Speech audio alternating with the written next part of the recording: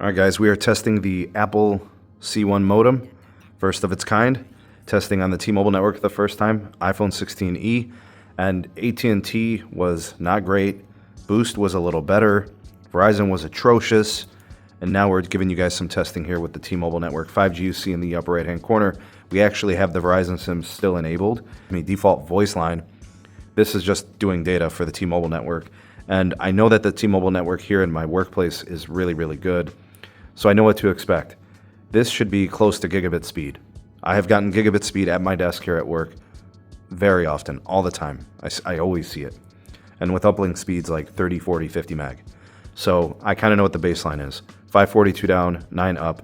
This is very similar to what I saw with Verizon, which also typically a very strong performer, but not seeing the peak throughput that I typically see from phones like the iPhone 16 Pro Max, the Samsung Galaxy S24 from last year, the S25 Plus from this year.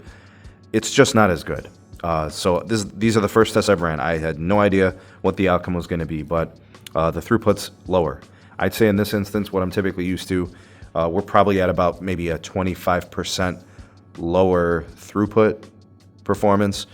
So the modern flagship iPhones are better, the Galaxies are better, and it shows. Not that this is bad, it's just not as good as the competitors and as these other devices. So I'm just here to call a spade a spade. I only want to convey and show you and explain to you guys what these things are like before you make your purchases. I'm going to go ahead and disable the Verizon SIM, so that way we have no excuses. All right, so the Verizon SIM has been completely turned off. Now it's T-Mobile only. And we'll see if that changes anything.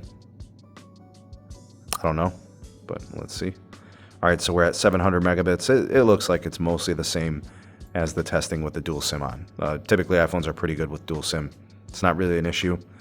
But yeah, I mean, if you were curious, then, I guess that kind of helps. Lets you understand, what the features are and stuff. 761 down. Looks like about 42 up. That looks similar to the performance that we saw before with the dual SIM enabled. All right, let's do one more just in case. You always want to make sure you get repeatable results, right? So let's test it out. All right, looks like more of the same. 760s on the downlink. Uplink's about the same.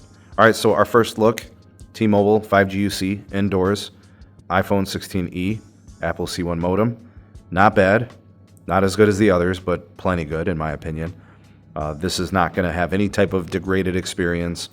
You're not going to have trouble with a FaceTime or video call. You're not going to have trouble with browsing or watching videos. This is perfectly fine. I still got to test it from some other ways though. We got to test edge cell. We got to do some outdoor testing, some peak throughput, facing sectors, those kind of things.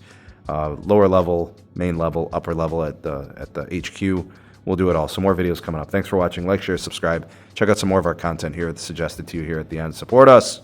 Rate the video. Thank you. We'll see you guys on the next one.